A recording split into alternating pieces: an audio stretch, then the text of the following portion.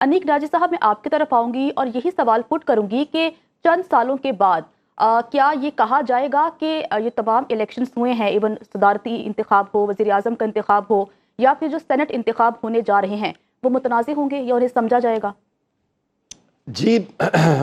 ظاہر ہے کہ یہ ایک تاریخ ہے پوری، بالکل اسی طرح کے معاملات سے اکا دکا مثالیں موجود ہیں، لیکن اس کے علاوہ جو میجورٹی آف ہسٹری ہے وہ پاکستان کی ایسی ہی ہے۔ لیکن اس کا ایک دوسرا پہلو بھی ہے۔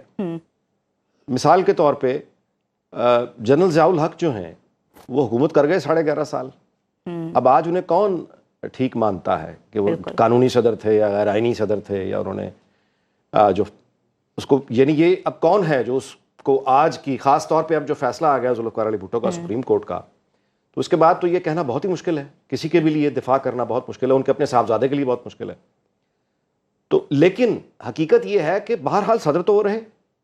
اور حکمران وہ 11 سال سے زیادہ، تقریباً 11.25 سال انہوں نے حکمرانی کی۔ بالکل۔ اور ان کے عرصہ اقتدار میں جو فیصلے انہوں نے لیے وہ فیصلے امپلیمنٹ ہو گئے، ملک انہوں نے چلایا، اس کی قوم نے، ملک نے کیا قیمت ادا کی، پوری قیمت ادا کی۔ لیکن یہ حقیقت نہیں بدلی کہ بہرحال اقتدار ان کا تھا۔ آج بھی ہم اس دور کی جب بات کرتے ہیں تو ضیاء دور کہتے ہیں اس کو۔ یہی بات جو 90 کی دہائی ہے اس میں بھی یہ ہوتا رہا۔ آج بھی اگر یہ جو آپ کا سوال ہے کہ یہ جو متنازع ہوں گے الیکشن، یہ ٹھیک ہے، اپوزیشن کہے گی، جو لوگ اس کو مناسب نہیں سمجھتے وہ اختلاف کرتے رہیں گے، لیکن ان کے اختلاف سے ظاہر ہے کہ تاریخ کو فرق نہیں پڑے گا، وقت کو فرق نہیں پڑے گا، طاقت کی جو آپ کہیے میکنزم ہے اس کو فرق نہیں پڑے گا، صدر منتخب ہو جائے گا۔ اور میں آپ سے یہ بھی گزارش کر دوں کہ ابھی تک یہ جو جب سے یعنی جو سابقہ اسمبلی جب سے اس کی مدت پوری ہوئی اور کیئر ٹیکر سیٹ اپ آ گیا، تو وہ کیئر ٹیکر سیٹ اپ کا جتنا بھی عرصہ تھا وہ آپ یوں صحیح کہیے کہ پاکستان یعنی بطور ریاست وہ ایک، یعنی جیسے کوئی جہاز کسی سنگل انجن پہ اڑ رہا ہوتا ہے، یعنی ایک انجن پہ یعنی ایک سائیڈ تھی ایڈمنسٹریٹو کنٹرول جس سے پورا کا پورا ملک 1 سال سے زیادہ عرصہ چلا ہے، اور اسے بھی متنازع اب کہا گیا تھا۔ چونکہ انتخابات ہو چکے ہیں اور ان کے نتائج کے نتیجے میں جو اسمبلیاں وجود میں آئیں اور پھر جو حکومتیں وجود میں آئیں، ان حکومتوں کو عالمی یعنی ان دا گلوبل کمیونٹی تسلیم کر لیا گیا ہے۔ اور جو کور کمانڈرز کانفرنس جو لاسٹ ہوئی ہے اس کا جو اعلامیہ آیا اس میں بھی اس بات پہ تصدیق ہے کہ انہوں نے یہ کہہ دیا ہے کہ حکومتیں جو ہیں وجود میں آ چکی ہیں، جس کا مطلب یہ ہے کہ اب وہ جو کیئر ٹیکرز والا دور تھا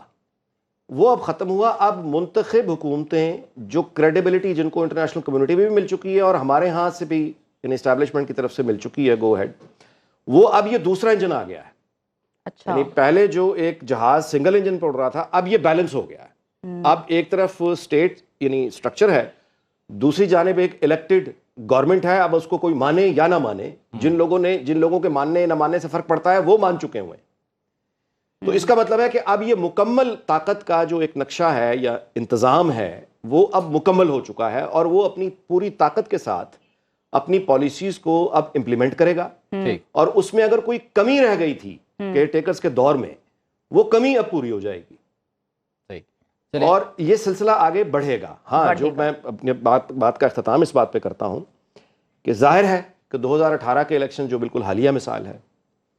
اس میں بھی آپ نے دیکھا کہ احتجاج آج تک ہو رہا ہے، آج تک وہ کنٹروورشل ہے، وہ کنٹروورشل ہی رہے گا،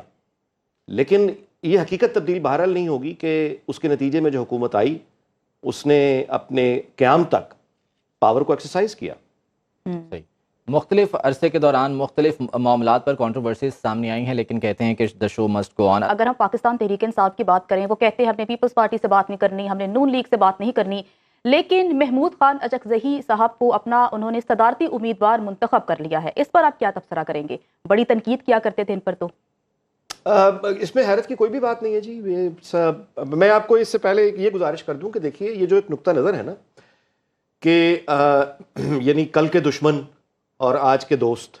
کل کو ایک دوسرے کے ساتھ آپ ایک دوسرے کے خلاف الیکشن لڑ رہے ہیں اور آج آپ اکٹھے ہو کے اتحاد میں حکومت میں جا رہے ہیں،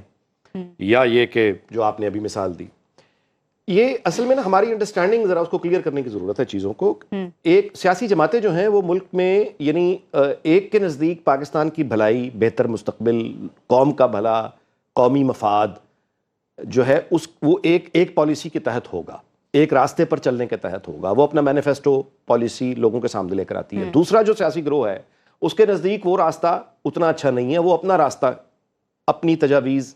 اور اپنے منصوبوں کی یعنی اعلان یا اس کا جو روڈ میپ ہے وہ لوگوں کے سامنے پیش کرتے ہیں۔ بالکل۔ اب لوگوں نے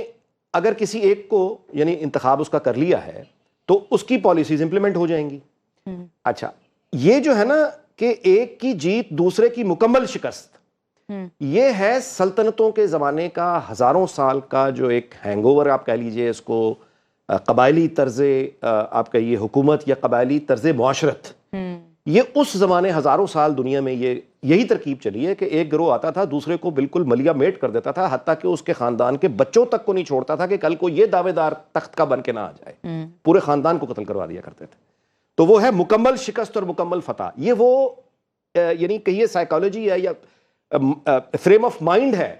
جس میں رکھ کے اگر ہم آج کی پالیٹکس کو دیکھنے کی کوشش کریں گے تو مار کھا جائیں گے۔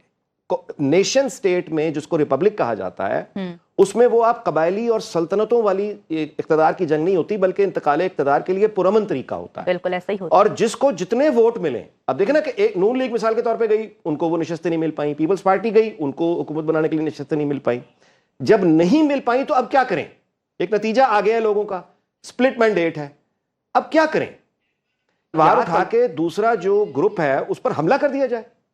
کیا اس کو دنیا سے اس کا نام و نشان مٹا دیا جائے، نیست و نابود کر دیا جائے؟ ظاہر ہے کہ نہیں،